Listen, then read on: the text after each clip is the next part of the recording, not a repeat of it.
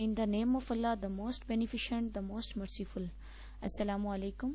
I'm your course instructor of English. Our subject is functional English and today is our 6th lecture of functional English.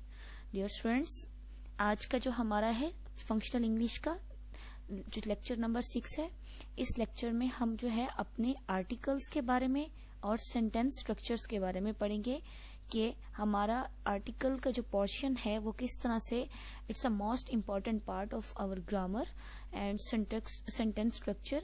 Dear students, basic grammar में जब मैंने आपको first lecture दिया था तो उसमें मैंने आपको सबसे पहले जो है उसमें जब चीजों को शॉर्ट टर्म में वो करवाया था, इन चीजों से इंटरव्यू करवाया था, आपको इन चीजों को रिकग्नाइज करवाया था, तो उसमें सबसे पहले मैंने इन चीजों का ओवरव्यू आपको दिया था लिस्ट की सूरत में, जिसमें मैंने आपको पार्ट्स जो है शॉर्ट टर्म्स में बताए थे, उनकी डेप्थ में नहीं बताए थे.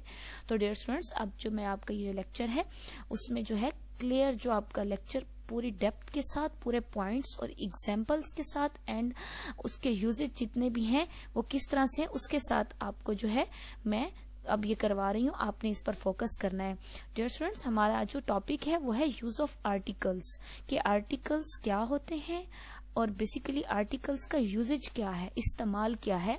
तो आपने आर्टिकल्स को फोकस करना है. सिंपल आर्टिकल्स आपको पता है आ एन होते हैं, बट आपने अब तक यही पढ़ा हुआ है कि आ एन और दा होते हैं, लेकिन आपके लिए ये सबसे जानना जरूरी है कि इसके यूजेज क्या है, इस्तेमाल क्या है और इसके टाइप्स क्या हैं. तो डियर स्टूडेंट्स, इसके लिए आपका कंसेप्ट क्लियर होना चाहिए कि हमारे जो आर्टिकल्स जो हैं वो किस तरह से परफॉर्मेंस हमारी जो है अपनी सेंटेंस में दिखाते हैं. Basically an article is an adjectives. Articles भी एडजेक्टिव्स होते हैं क्योंकि एडजेक्टिव्स जो होते हैं वो नाउन और प्रोनाउंस को डिस्क्राइब करते हैं, मोटिफाई करते हैं. एडजेक्टिव जो होते हैं वो किसी नाउन की और प्रोनाउन की क्वालिटी को, किसी भी थिंग, पर्सन, प्लेस की क्वालिटी को बताते हैं. तो जो आर्टिकल्स होते हैं वो भी एडजेक्टिव होते हैं, मींस कि वो भी नाउन और प्रोनाउन के साथ उनका यूजेज होता है. लाइक एडजेक्टिव की तरह आर्टिकल्स मॉडिफाई नाउन्स. एडजेक्टिव भी नाउन और प्रोनाउन को वो करते हैं, मॉडिफाई करते हैं, बताते हैं उनके बारे में, उन्हीं के साथ आते हैं. और एडजेक्टिव की तरह आर्टिकल्स भी जो है वो नाउन को जो है मॉडिफाई करते हैं. English has 2 articles. हमारे इंग्लिश के जो है 2 आर्टिकल्स हैं, मेजर आर्टिकल्स. सबसे पहला जो आर्टिकल है हमारा वो है दा. उसके बाद जो सेकंड आर्टिकल है वो है आ और एन. ये बेसिकली हमारे मेजर आर्टिकल्स हैं, दा, एन और एन, आ और एन. तो हमारा जो दा है is used refer to specific और पर्टिकुलर नाउन्स.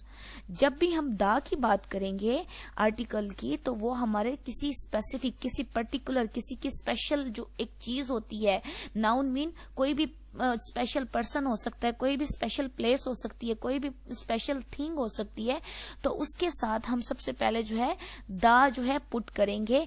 हमारा जो दा है वो स्पेसिफिक और पर्टिकुलर नाउन को शो करता है.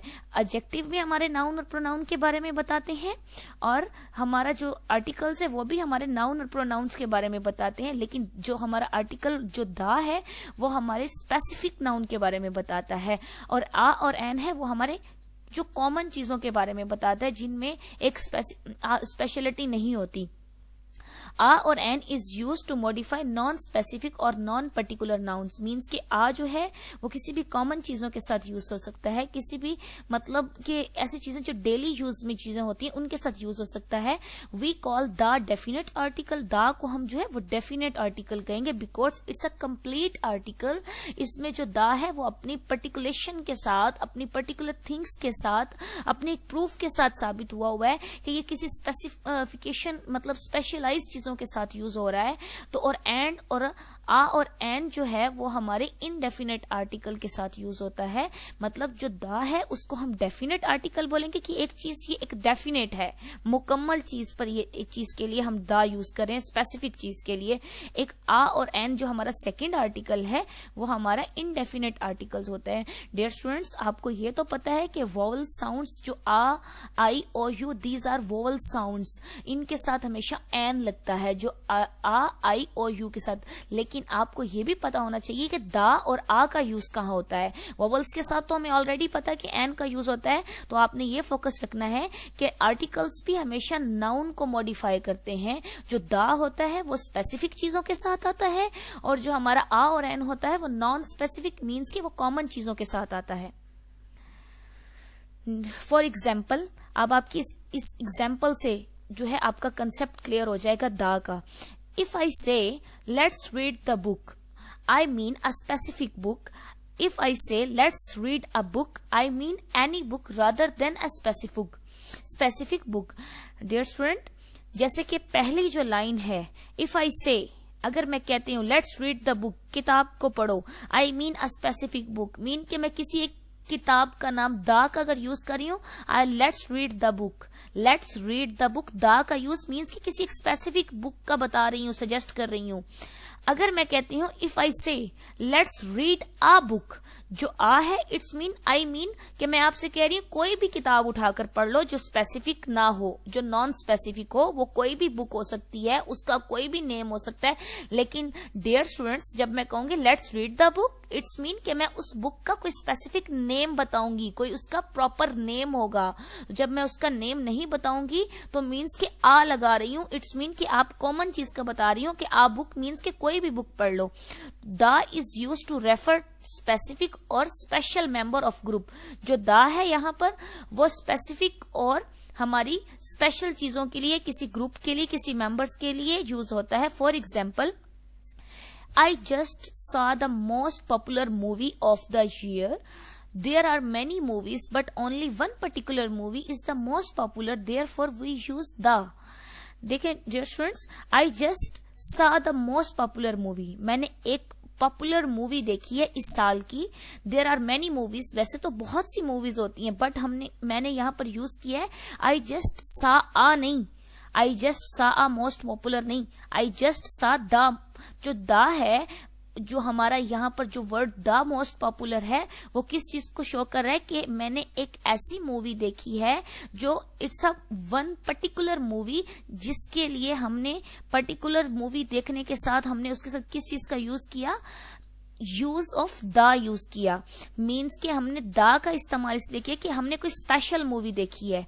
अगर कॉमन कोई आम मूवी देखी हो तो हम कहते हैं a movie, I saw a movie, but हमने द मोस्ट पॉपुलर मूवी इसलिए लिखा कि हमने कोई खास मूवी देखी है।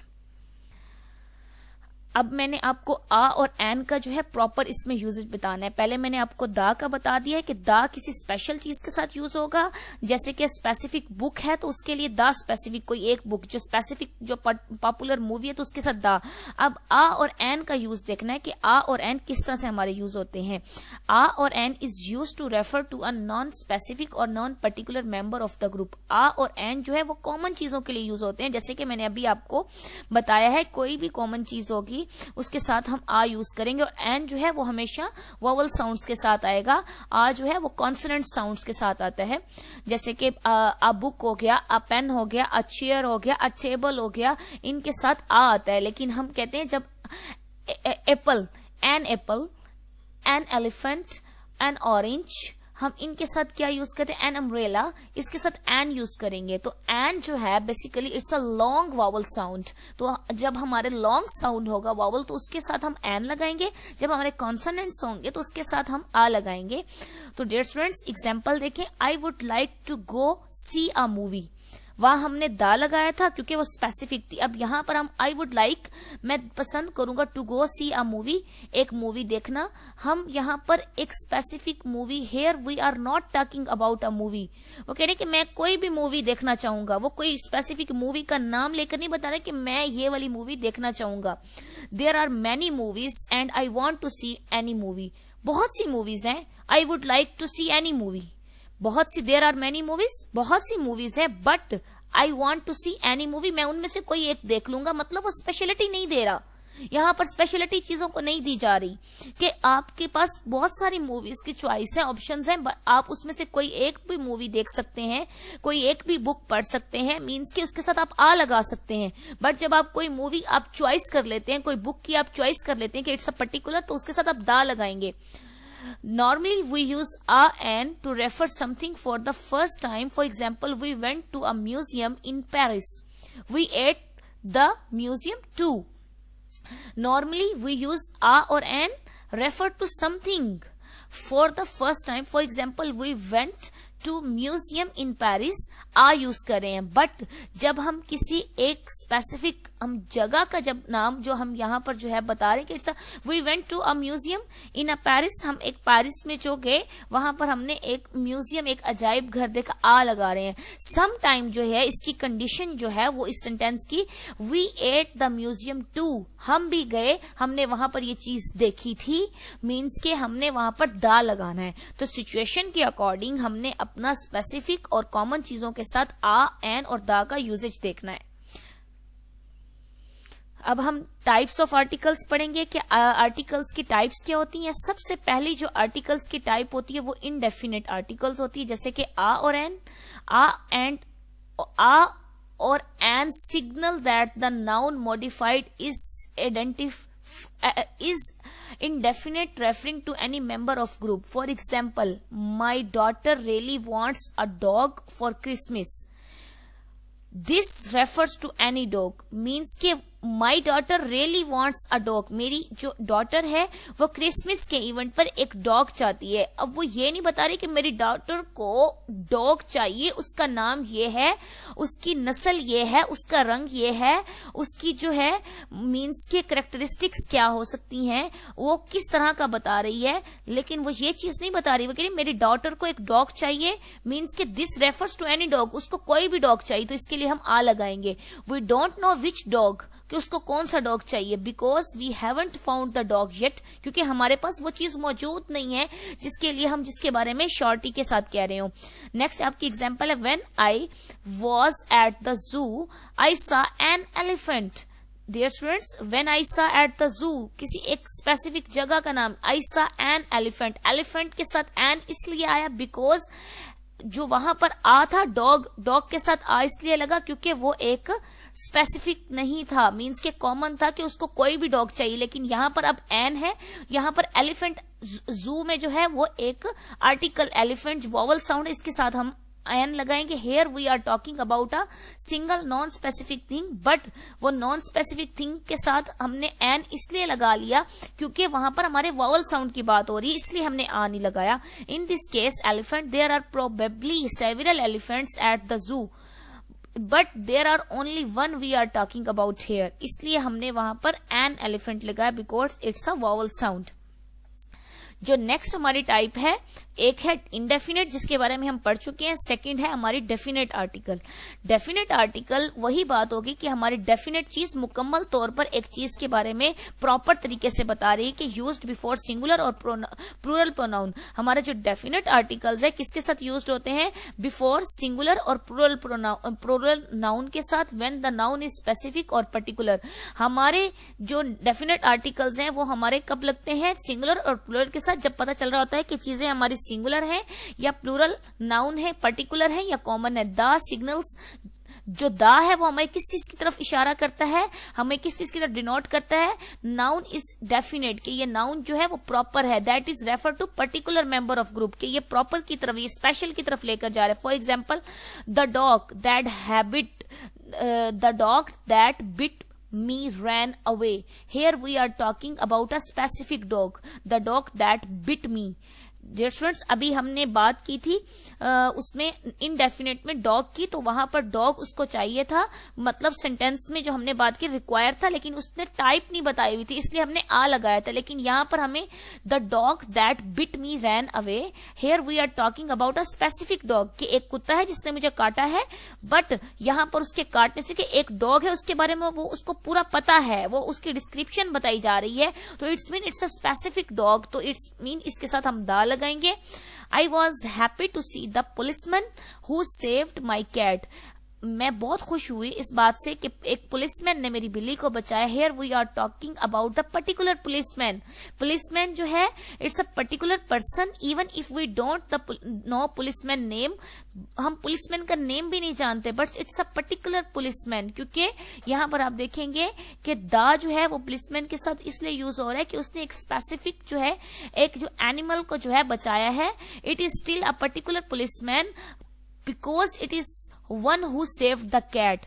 देखें जैसा अभी मैंने बताया है कि वो इसलिए पुलिसमैन जो है वो स्पेसिफिक स्पेशल नहीं था, लेकिन वो स्पेशल क्यों बना, क्योंकि उसने एक जो है नाउन को बचाया है, मीन्स कि कैट को, किसी एनिमल को बचाया, दैट्स वाई वो जो है पर्टिकुलर बन गया, वो उसके साथ इसलिए दा लग गया।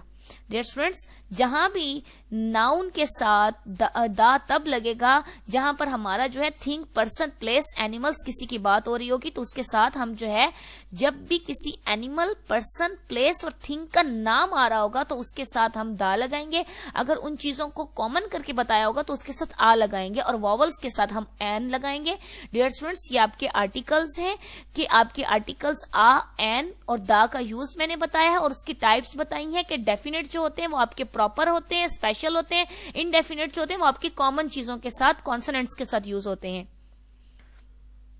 डियर स्टूडेंट्स, जो हमारा नेक्स्ट जो है टॉपिक वो है सेंटेंस स्ट्रक्चर। एक हमारा टॉपिक था यूज ऑफ आर्टिकल्स, नेक्स्ट जो हमारा टॉपिक है सेंटेंस स्ट्रक्चर। सेंटेंस स्ट्रक्चर के बारे में भी मैंने आपको पहले डिस्कस किया था, लेकिन इनका जो ओवरव्यू जो आपको मैंने जब बताया था तो इनकी जस्ट मैंने टाइप्स बताई थी, इनको मैंने एलैबोरेट नहीं किया था, इनकी डिस्क्रिप्शन नहीं बताया था, इनके यूजेज नहीं बताए थे। तो डियर स्टूडेंट्स, सेंटेंस स्ट्रक्चर जो है वो आपका जो है फोकस करने वाला पॉइंट है कि जिसकी बेस से आप आगे मूव करते हैं, कि आपका सेंटेंस स्ट्रक्चर आपका बेस्ड होगा तो आप किसी सेंटेंस को वर्बल भी और रिटन भी, मतलब आप चीजों को प्रोनाउंस कर सकेंगे, राइट कर सकेंगे। डियर स्टूडेंट्स, मैंने पहले भी आपसे कहा था कि सेंटेंस पहली बात है कि होता क्या है, फिर उसके बारे में हम स्ट्रक्चर के बारे में पढ़ेंगे। सेंटेंस हमारा कंसिस्ट करता है, कंटेन करता है क्लॉज पे, मतलब one clause means one sentence. Clause क्या होता है, जिसमें पहला सब्जेक्ट हो, फिर उसमें हमारा वर्ब मतलब प्रेडिकेट हो, उसके बाद हम उसको क्लॉज कहेंगे,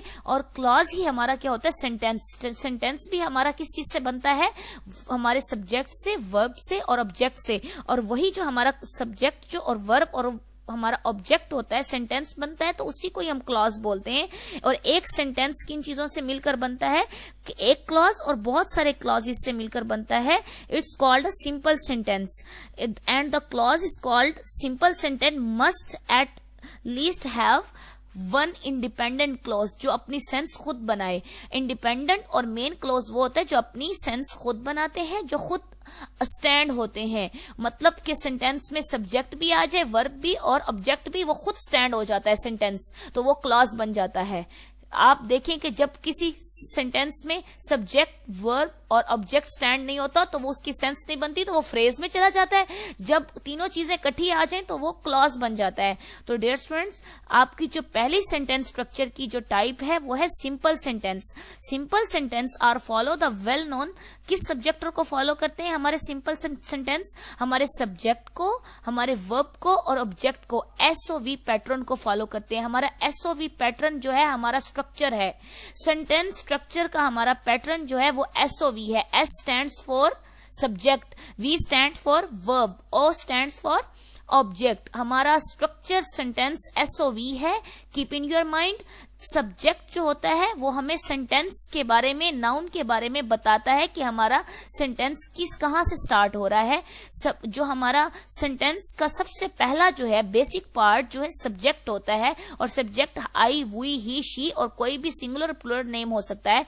the subject of the sentence will be noun, वो नाउन ही होगा दैट बिगिंस द सेंटेंस, जो सेंटेंस के स्टार्ट में ऑलवेज आता है।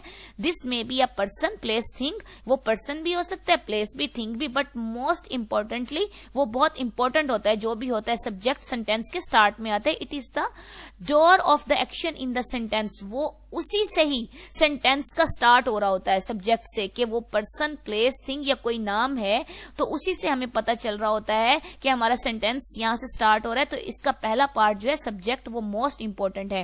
डियर स्टूडेंट्स, जो हमारा नेक्स्ट जो है वो है verb. Action itself will be encapsulated by the verb. हमारे जो एक्शन है, हमारे जो मेन वर्ब है, एक्शन वर्ड है, वो क्या कहलाते हैं? वर्ब कहलाते हैं.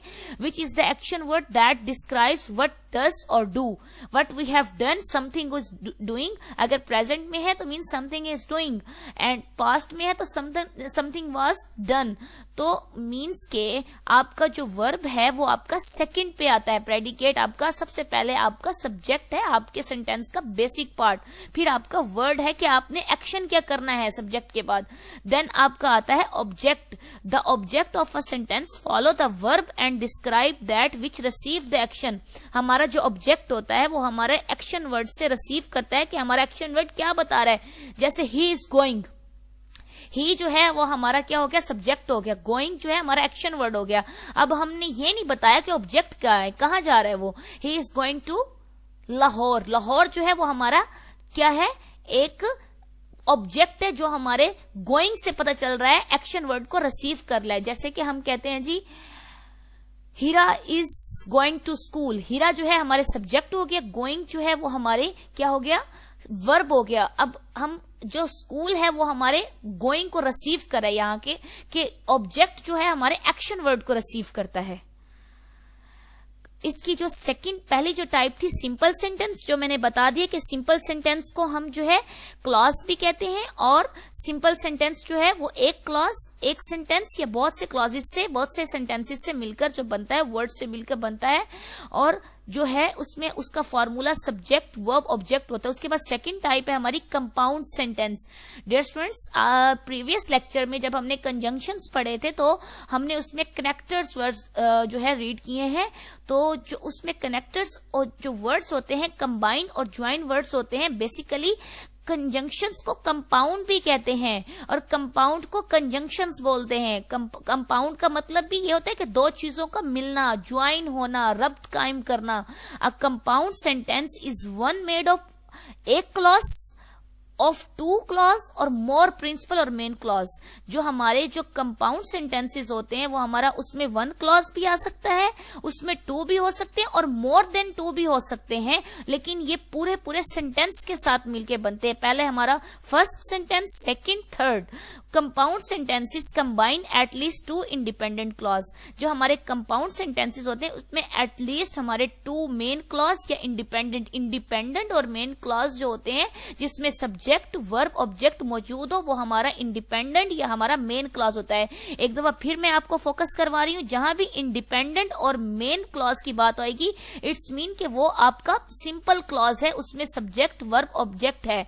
तो एटलीस्ट जो आपके कंपाउंड सेंटेंसेस होते हैं कंबाइन होते हैं वन या more than two independent clause. There are joined together with the coordinate conjunctions. इसके बाद आप ये फॉर्मूला देखेंगे कि किस तरह से आपको एग्जाम्पल से शो होगा कि जिस तरह से ये फॉर्मुलेटेड जो आपको कोट करके बताया हुआ है, कंपाउंड सेंटेंस जो है विद द कोऑर्डिनेट कंजंक्शन किस तरह से आपस में कोऑर्डिनेट कर रहे होते हैं. कंपाउंड सेंटेंस किस तरह से ज्वाइन हो रहते हैं, कनेक्टेड हो रहते हैं.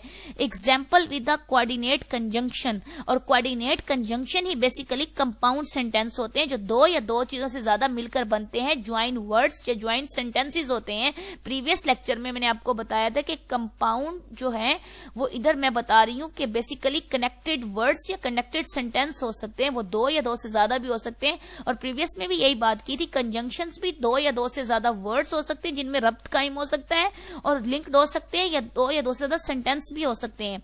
जैसे I like to dance, it's a independent clause. I it's a subject, like आपका वर्ब और to dance it's your object. I like to dance it's a complete clause. It's a simple independent and main clause. But Jim likes sing, Jim likes to sing. Jim को क्या पसंद है? यहां पर हम ये टू सेंटेंस थे, I like to dance and Jim likes to sing. यहां पर हमने इसको एक बना दिया. हमने I like to dance but Jim likes to sing, हमने इसको इंडिपेंडेंट दो किए.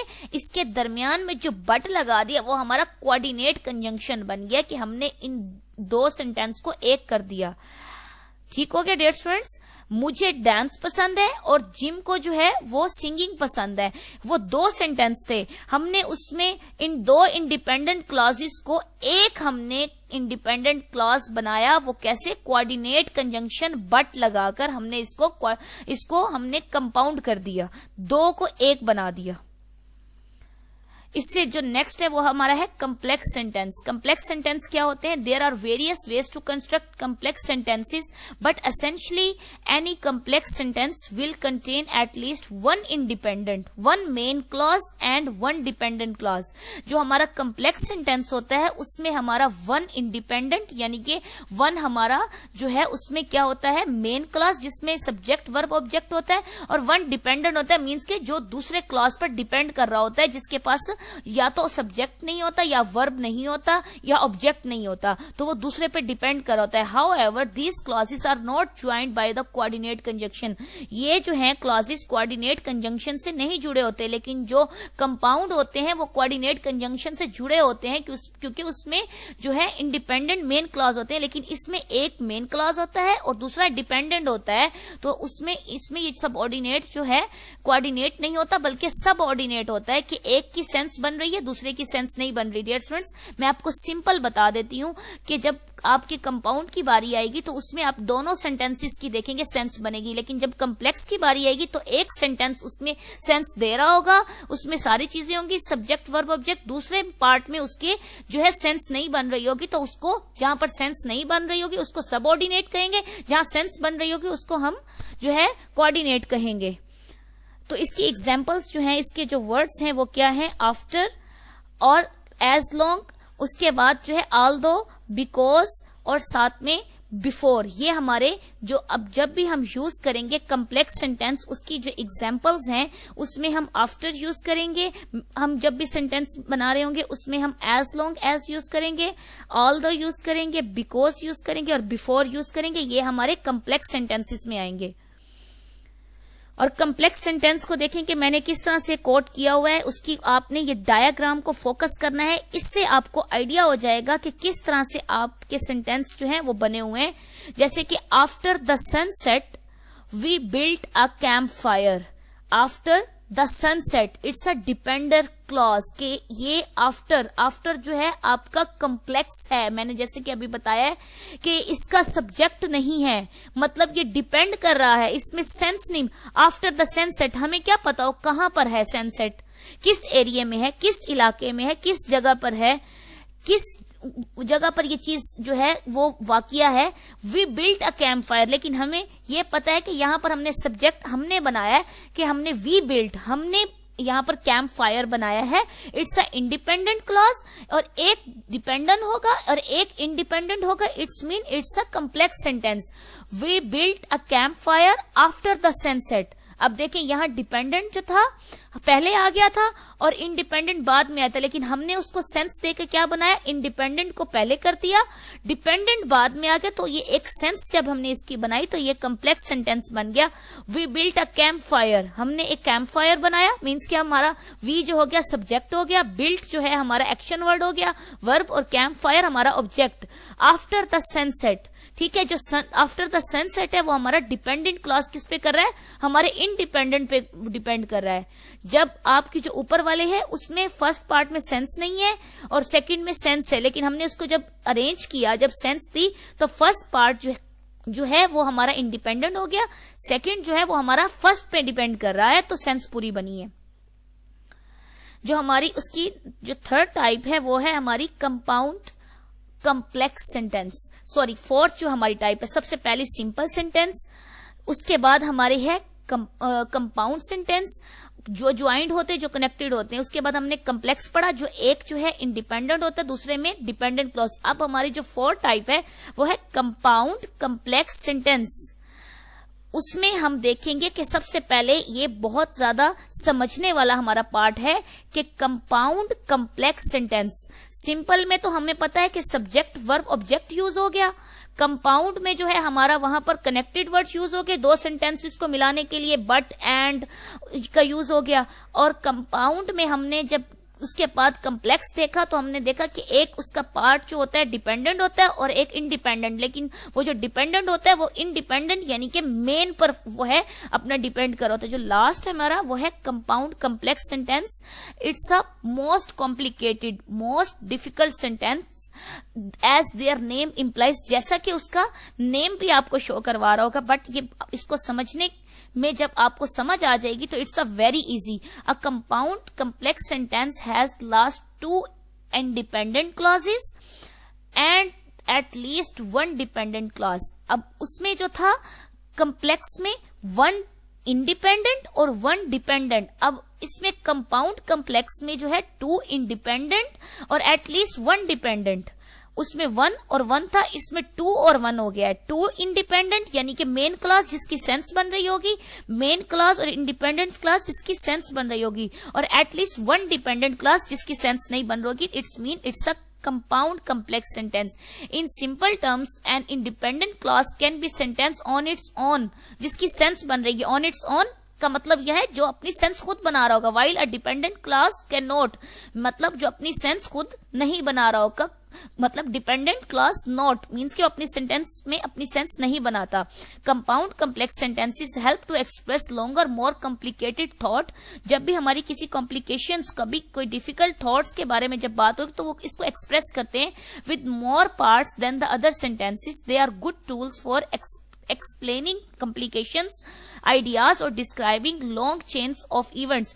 जब भी हमारी कोई एक या एक से ज्यादा, 2 या 2 से ज्यादा बातें एक साथ हम कहना चाह रहे होंगे तो उसमें हम ऑलरेडी इंडिपेंडेंट क्लॉज 2 या 2 से ज्यादा लगाएंगे। उसमें एटलीस्ट हमारी गुफ्तगू में एक बात ऐसी होगी जिसकी सेंस नहीं होगी, वो हमारी डिपेंडेंट चीज उसकी इंडिपेंडेंट पे बनकर वो बना रही होगी। डियर स्टूडेंट्स, मैं आपको यहाँ पर सिंपल एक एग्जाम्पल देती हूँ जहां पर आपको समझ आ जाएगी। हम जब किसी इंसान से बात कर रहे होते हैं तो हम उसमें 2 बातें ऐसे करते हैं जिसमें हम पूरी अपनी तहकीक के मुताबिक पूरी बात कहते हैं, लेकिन हम एक उसमें बात ऐसी भी कर रहे होते हैं जिसकी सेंस नहीं बन रही होती, लेकिन हमारी वो बात फिर भी उसमें एडजस्ट कर जाती है, क्योंकि वो हमारी जो बात जो एडजस्ट कर जाती है वो किस पर कर जाती है, जो हमने 2 बातें सही की होती हैं उस पर जो हमारी ये बात है एडजस्ट हो जाती है कि 2 तीसरी अगर हमने जिसकी सेंस नहीं भी बन रही होती। तो डियर स्टूडेंट्स, हमारी कंपाउंड कम्प्लेक्स में 2 बातें ऐसी होनी चाहिए, डिपेंडेंट नहीं होनी चाहिए, इंडिपेंडेंट होनी चाहिए। 2 बातें हमारी इंडिपेंडेंट यानी कि ऐसी हो जिसकी सेंस पूरी बन रही हो, मेन क्लॉज पूरे हो, लेकिन एक उसमें जो है डिपेंडेंट हो जाए तो इससे कोई वो नहीं होता। It's a compound complex sentence. इसकी एग्जाम्पल देखें dear students. After the 2 soccer players lost their game they joined their other teammates for lunch and they went to the movies. After the 2 soccer players, अपनी जो game को lost करने के बाद they joined their other teammates, उन्होंने बाकी teammates के को ज्वाइन किया उनके लंच पे, and they went to the movies, और मूवी देखने के लिए। If we remove the dependent clause after, अगर हम यहाँ पर आफ्टर जो है जो हमारा स्टार्ट में यूज हुआ है ये हमारा डिपेंडेंट क्लॉज है क्योंकि इसकी सेंस नहीं बन रही। अगर इसको यहाँ से रिमूव कर देते हैं और लिखते हैं the 2 soccer players lost their game we have compound sentence, तो हमारा जब यहाँ पर अगर आफ्टर रिमूव हो जाता है तो it's mean the 2 soccer players lost their game they joined their the teammates lunch, तो ये and they went to the movies, इसमें हमारे जो है कंपाउंड बन गया क्योंकि इसमें हमारे 2 एक इंडिपेंडेंट हो गया और एक हमारा इंडिपेंडेंट हो गया। बट जब हम the dependent clause makes this sentence, जब इसमें हम जो है एक डिपेंडेंट क्लॉज आफ्टर जब हमारा लग चुका होगा तो ये हमारा क्लॉज जो है वो कंपाउंड बन जाएगा कि एक वो पूरी सेंस देगा।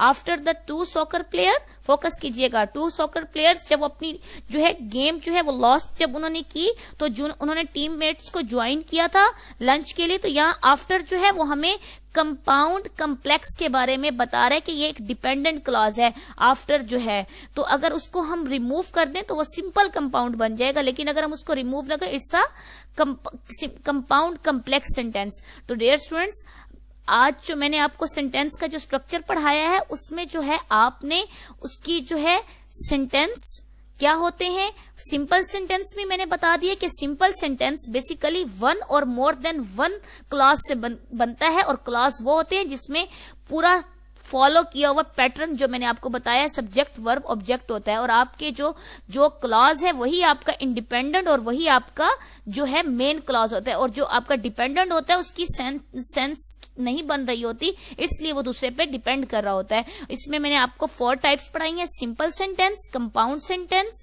कंपाउंड बेसिकली कंजंक्शन के फंक्शंस के तौर पर काम करते हैं और वही होते हैं। इसमें मैंने कम्प्लेक्स बताया है आपको और कंपाउंड कम्प्लेक्स बताया है। डियर स्टूडेंट्स, आपके जो है ये सारे कंसेप्ट जो हैं मैंने आपको बुक हर उसमें लेक्चर के एंड में बताई है, अब भी बता रही हूं कि रेन एंड मार्टिन की बुक में और बाकी जितनी भी बेसिक ग्रामर है उसमें आपने सेंटेंस स्ट्रक्चर को और आर्टिकल्स को बहुत ही अच्छे से पढ़ना है, क्योंकि आर्टिकल्स का भी यूज और सेंटेंस स्ट्रक्चर का भी यूज ग्रामर के स्टार्ट से होता है। इसके बगैर आप सेंटेंस की रिकग्निशन नहीं कर सकते। Dear students, these all are from my side. If you have any question queries you can ask to me. Okay, अल्लाह हाफिज।